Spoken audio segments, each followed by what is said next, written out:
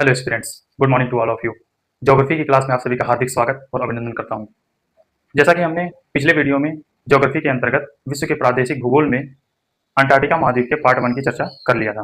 अब हम अंटार्कटिका महाद्वीप के अंतर्गत अंटार्कटिका के भौतिक विभाजन यानी कि उनकी जलवायु और वहाँ के क्षेत्र को हम देखेंगे। तो आइए हम अंटार्कटिका महाद्वीप के अंतर्गत चर्चा करते हैं। और आप लोगों को अंटार्कटिका महाद्वीप का जो मैप है वो आप लोग लेकर बैठेंगे, स्टूडेंट एटलस जो कि ऑक्सफोर्ड का है, तो आप लोग ले लेंगे और इसको लेकर के बैठेंगे, तभी आप लोगों को समझ में आएगा। ये है अंटार्कटिका महाद्वीप, देख लीजिए। अब हम चर्चा करते हैं अंटार्कटिका के जलवायु की।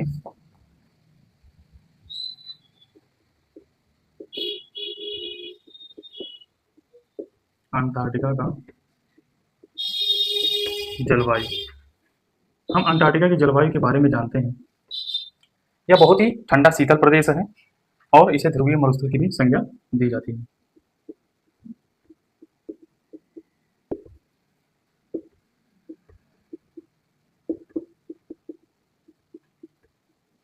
ध्रुवीय मरुस्थल की संज्ञा दी जाती है। यह महाद्वीप अतिशुष्क महाद्वीप है। यहाँ वार्षिक औसत वर्षा जो होती है वो हिम के रूप में 15 से 16 सेंटीमीटर प्राप्त होती है।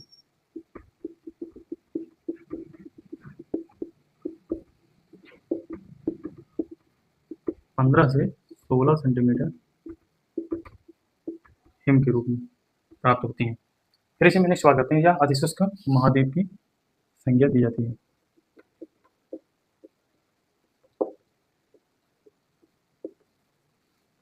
और औसत वार्षिक वर्षा 15 से 16 सेंटीमीटर हिम के रूप में होती है। फिर इसे नेक्स्ट बात करते हैं, यहाँ की जलवायु जो है वो आइस कैप प्रकार की है, यानी कि यहाँ पर वर्ष भर बर्फ हिम के रूप में, हिम चादर के रूप में आच्छादित रहता है। आप लोग इसको नोट कीजिए।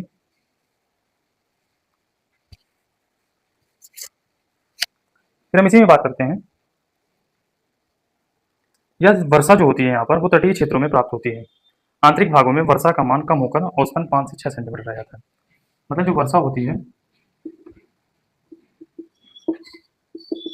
तटीय क्षेत्र में 15 से 16 सेंटीमीटर, जबकि आंतरिक भाग में यह प्राप्त होती है 5 से 6 सेंटीमीटर वर्षा प्राप्त होती है। अब हम बात करेंगे कि अंटार्कटिका की जलवायु शुष्क है। इस महाद्वीप की इस जलवायु के पाए जाने के स्थलाकृतिक एवं वैज्ञानिक कारणों पर टिप्पणी करते हैं। अब अंटार्कटिका में जानते हैं कि हम लोग एल्बिडो प्राप्त होता है बड़े पैमाने पर। एल्बिडो का तात्पर्य है कि जो सूर्य की किरणें हैं वह अगर सॉलिड यानी कि बर्फ पर अगर पड़ रहा है तो वह सीधे अवशोषक ना होकर के उत्सर्जक का कार्य करता है।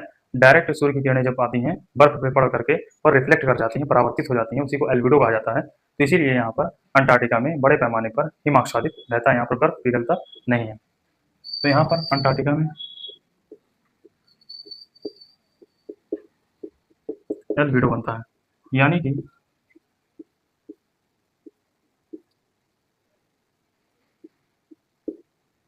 ये सूर्य है हमारा सन और ये हमारा अंटार्कटिका महाद्वीप है। यहाँ पर इसकी रेज आई, पड़ी और तुरंत रिफ्लेक्ट कर गई।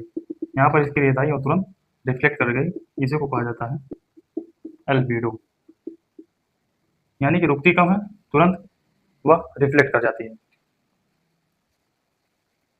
फिर अब हम इसी के अंतर्गत नेक्स्ट बात करते हैं, अंटार्कटिका की भौगोलिक संरचना कैसी है।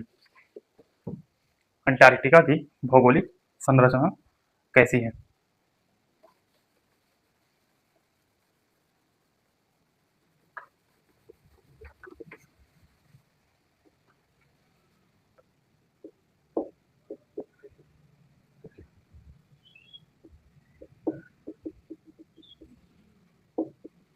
अंटार्कटिका की भौगोलिक संरचना हम जानते हैं कि यह गोंडवाना लैंड का भाग है। हम जानते हैं कि अंटार्कटिका जो महाद्वीप है वो गोंडवाना लैंड का एक भाग है जो कि दक्षिण की ओर अवस्थित है। अंटार्कटिका के भौमिकीय भूमि का विकास आज से 3 बिलियन वर्ष पूर्व प्री कैम्ब्रियन युग से प्रारंभ होता है।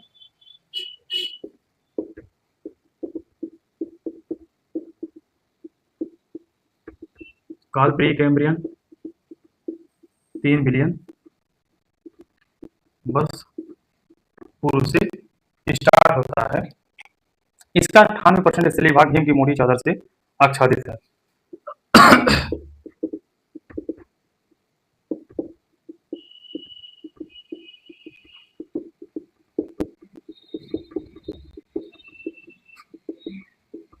इसका जो 98% स्थलीय भाग है, स्थल क्षेत्र, वह हिम की मोटी चादर से आच्छादित है। हमने बात किया था स्टार्टिंग में ही कि जो पूरे अंटार्कटिका महाद्वीप का जो स्थलीय भाग है, उसके ऊपर 3 किलोमीटर मोटी हिम की परत पाई जाती है, 3 किलोमीटर ऊंची।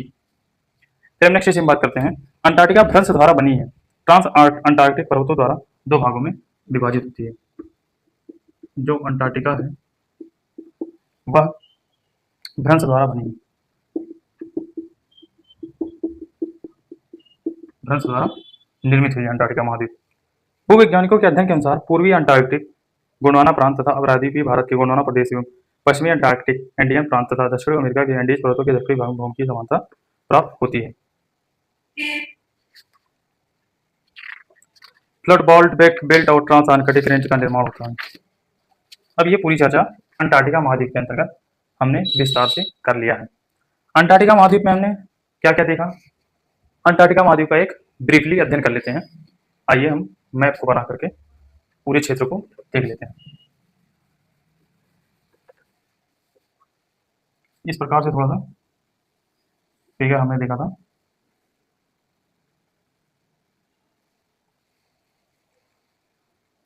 यहीं पर देखा था हमने वेडल सागर, यहाँ पर हमने देखा था रॉस सागर, यहाँ पर हमने देखा था दक्षिणी ध्रुव, और यहाँ पर हमने देखा था एमंडसन स्कॉट क्षेत्र,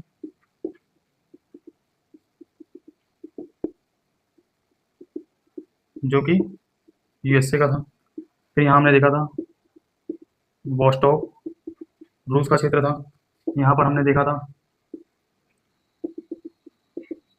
दक्षिणी गंगोत्री, और यहाँ पर देखा था मैत्री, और यहीं पर हमने देखा था प्रियदर्शनी झील, जो कि मीठे पानी की झील थी। प्रियदर्शनी झील को हमने देखा था। फिर उसके बाद हमने यहाँ पर देखा था,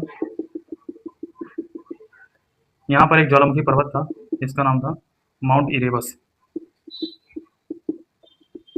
यहाँ पर ट्रांस आर्कटिक रेंज था, जिसकी जो सर्वोच्च चोटी थी वो थी माउंट विंसन मैसिव। इतने भाग को हमने ब्रीफली अध्ययन किया था। अब जो वर्तमान में मैत्री के बाद भारतीय आया है, वो यहाँ पर क्षेत्र में है, भारतीय क्षेत्र भारत का। तो अंटार्कटिका महाद्वीप के अंतर्गत हमने विस्तार से जो चर्चा किया है आपके साथ, आप इसको ध्यानपूर्वक पढ़िएगा और याद करिएगा और रिवाइज करते रहिएगा। जय हिंद, जय भारत। मिलते हैं नेक्स्ट वीडियो में नेक्स्ट टॉपिक।